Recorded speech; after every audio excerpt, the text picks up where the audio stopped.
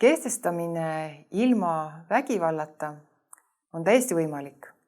Sageli vanemad arvavad, et see ei ole võimalik, et kuidas see saab niimoodi olla, et ma kehtestan ja ma ei tõsta häält näiteks või ei karju või kuidagi ei sakuta isegi oma last. Tegelikult on see võimalik. Mis selle aluseks on, et see hästi toimiks kehtestamine ilma vägivallata? Esimene on see, et vanem peab aru saama, et halbu lapsi ei ole olemas, et lapse käitumine väljendab midagi. Mingit lapse vajadust või soovi või laps ei tea, kuidas käituda. See on kõige olulisem, et laps ei tee tegelikult meelega paha, et ei taha, et vanematel oleks halb. Ta katsetab võib-olla piire, see tundub nii, nagu ta teeks meelega. Laps on sellist krutskeid täis ja vaatab vanemale otsa ja teeb siis midagi. Näiteks läheb autoteele liiga lähedale või patsutab televiisorit kõvasti. Et lapsed katsetavad, mis vanemad teevad ja ka teismelised katsetavad, mida vanemad teevad. See on üks osa nende arenguvajadus on selline. Näiteks tulevad veidi hiljem koju, vaatavad, mis emased teevad. Kuidas nad siis reageerivad. Ja vanematel tasub ka teada seda, et kehtestamise edu valem algab tegelikult minust endast. Kui ma tahan kehtestada, siis ma pean iseendaga läbi saama ja iseendaga nagu rahul olema. Lapsed tunnetavad väga hästi ära, kui vanem on ärev või liiga pinges või liiga palju üritab, liiga mures, siis lapsed reageerivad sellele oma käitumisega ja see käitumine läheb nagu hullemaks isegi. Et mina olen koolitajana saanud aru, et ma olen nagu ise tööriist, et mina ise pean olema heas vormis. Ja täpselt sama käib lapsevanemate kohta kodus. Et kui ma ei ole ise heas vormis, siis ma ei saa ka oma lastega nii hästi hakkama. Et ma ise tunnen oma elus seda, et kui ma olen väsinud, siis ei õnnestu ka need tarkusi rakendada, mida ma kõiki tean. Ja veel hullem on sinna otsa mõelda, et ise veel lastepsühholoog või koolipsühholoog ja nüüd ei oska oma lastele piire kehtestada, aga kõik on tegelikult selles, et ma olen lihtsalt liiga väsinud või liiga palju asju on, et ma ei tule nendega toime ja ma pean nagu midagi ette võtma iseendaga ja enda seda olukorda muutma. Siis õnnestub mul jälle järje peale saada ja nagu lapsi paremini kehtestada. Tegelikult ei peaks vanemad ka väga pikalt nagu süütunnet tundma, et oi, ma nüüd ei oska või mul ei õnnestu, et me kõik eksime. Ja see on väga loomulik ja inimlik ja lapsed tahavadki seda näha, et vanem ei ole mingi üliinimene, et ka vanemad eksivad. Aga lapse ja vanema vahel peab olema ka hea suhe, et te võite lugeda seda kehtestavat mina-sõnumit, kuidas seda edastada ja kuidas see kehtestamine käib või võitja meetodit, et aga need ei toimi, kui tegelikult lapse ja vanema vaheline suhe ei ole hea. Kui siiani oled näiteks olnud lapse suhtes mitte tema vajadusi arvestav, väga ärev ja mures selle üle, et äkki laps läheb üle kätte, ma pean kindlasti olema hästi karm ja range, siis võib juhtuda see, et need asjad ei toimi. Laps paneb rohkem proovile või ta on segaduses, mis ema isaga nüüd juhtus, miks ta nüüd sellist juttu räägib. See mina sõnum võib talle tunduda isegi totter, et mida ta nüüd räägib, miks ta niimoodi ütleb. Siis tuleb lastega rääkida sellest. Mida vanem on laps, seda parem on rääkida. Saabki öelda, et tead, et ma siiamaani olen karjunud ja käsutanud ja tutistanud ja sakutanud sind, aga ma tunnen ennast halvasti, kui ma nii teen. Ma ei taha sellist suhet. Mis sa arvad, kui me istuks maha ja mõtleks, kuidas teha teisiti? Rääkige, et näiteks, et lugesin või vaatasin seda sama loengut siin ja mõtlesin asjade üle ja mõtlesin, et peaks tegema teistmoodi. Lapsed armastavad, kui vanemad on siirad. Lapsed on ise hästi siirad, olenemata vanusest. Siirus kaob minu meelest neil lastel ja neil täiskasvutel, keda on väga piiridesse surutud ja keda ei ole kuulatud ja kelle vajadusi ei ole arvestatud. Need inimesed muutuvadki sageli selliseks, et nad teevad nägu. Ma teen head nägu, ma olen rõõmus, ma olen viisakas kõigi vastu, kuigi ma tegelikult tunnen ennast hästi halvasti, aga ma ei räägi sellest mitte kellegile, sellepärast, et mured ei ole jagamiseks. Nii võib hakata laps mõtlema, kui me tegelikult teda ei kuula ja selle asemel, et mõista tema käitumisi, et käitumises on mingi sõnum, hoopis teda karistame.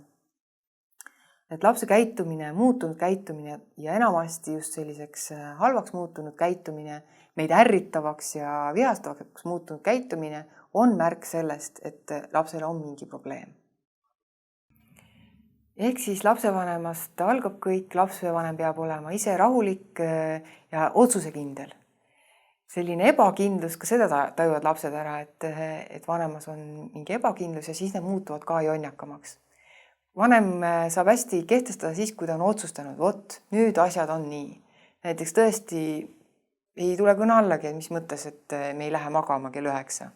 Ja küll, kui me külas lähme, aga sellist, et venitame, sellist asja ei ole. Ma ikkagi, meie kodus on niimoodi, et asjad käivad, et me lähme kell 9 magama, muidu hommikul on väga raske ärgata. Vanema otsusekindlust tajuvad lapsed turvaliselt ja see meeldib neile ja neil on ka lihtsam siis teha nii, nagu need reeglid meil kodus pandud on.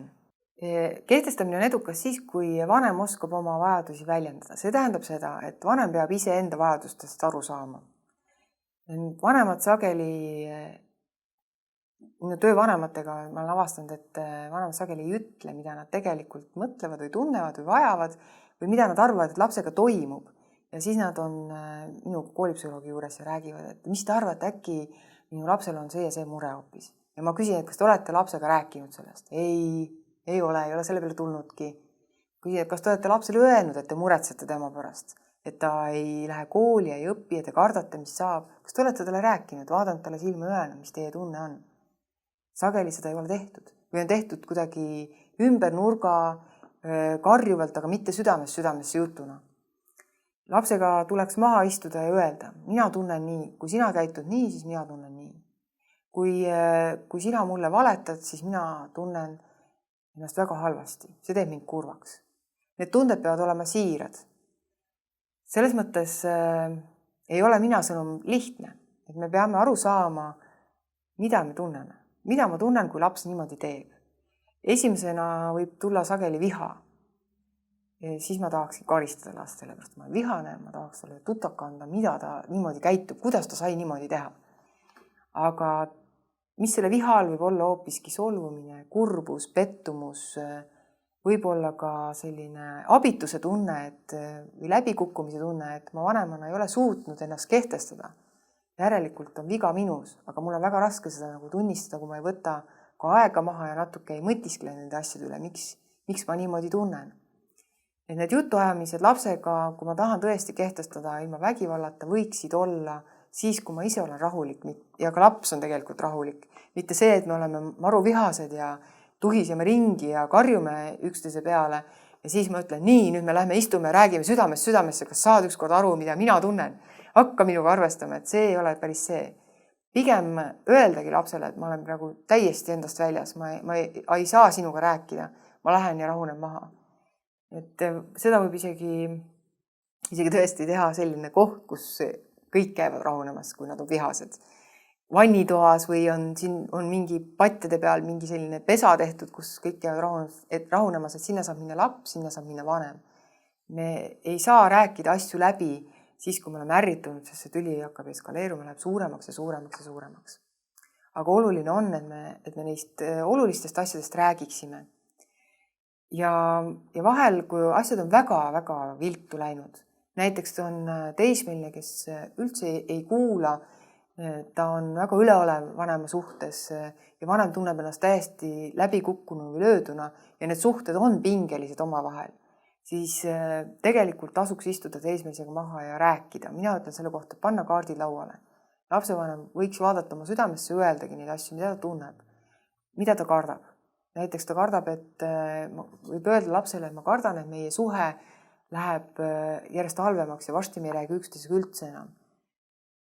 Rääkida asjadest, mida me tegelikult millest me võib-olla ei räägiks, aga mis on olulised. Sest laps tunneb seda sama asja. Laps tunneb ka, et tal ei ole vanemaga enam rääkida, võib tunda kodus ennast väga üksildasena. Sest et pidevalt on selline näägutamine või karjumine või ei räägita üldse mitte midagi. Et lapsele võib olla väga vabastav see, kui vanem ise otsa lahti teeb. Vanematel ei maksa oodata, et laps teeb esimese sammu. Täiskasvanu on see, kes teeb esimese sammu. Täiskasvanu on see, kes vastutab selle eest, et peres oleks suhted hästi ja täiskasvanu peab nagu esimese sammu tegelikult tegema. Tasub teada, et lapsed on väga koostöövalmid, mis tähendab seda, et kui ma tõesti südamesse olen lapsega rääkinud, siis nad tulevad meile vastu. Nad on koostöövalmid tegelikult ka siis, kui me neid karistame. Aga see koostöö on last kahjustav.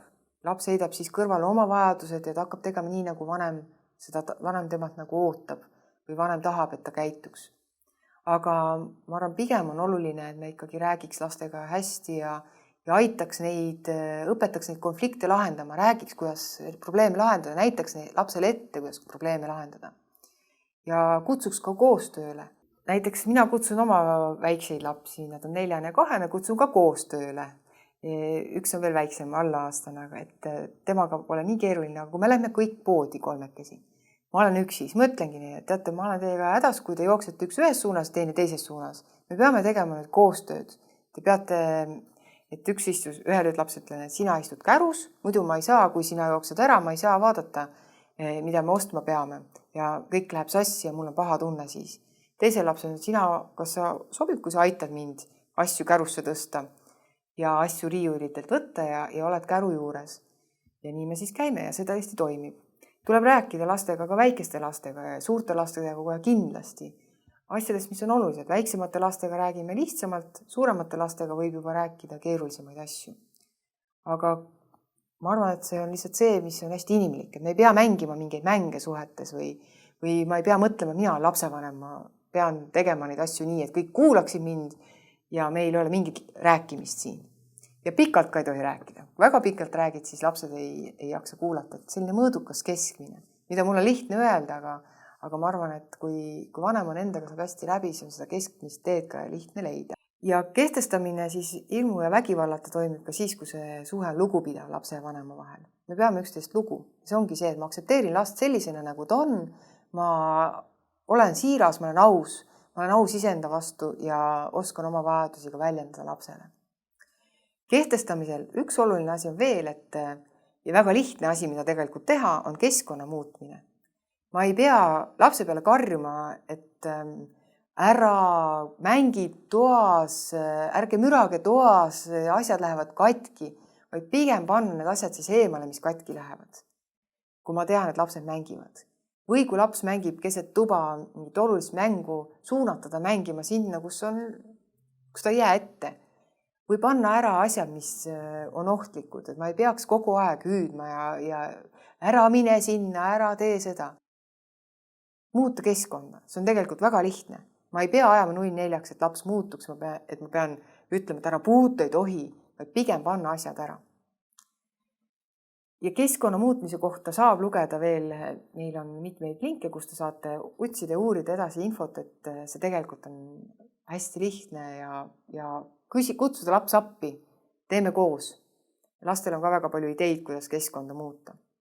Kui aga juhtub nii, et sa ikkagi jääd jänni ja ei oska oma lapsega kuidagi midagi peale hakata ja see kehtestamine ei lähe nii imelihtselt, nagu siin jutus praegu mul tundub, siis tegelikult ei ole abi küsimine üldsegi paha mõte. Lugeda hästi palju raamatuid, aga kindlasti ka minna ja küsida spetsialisti käest nõu.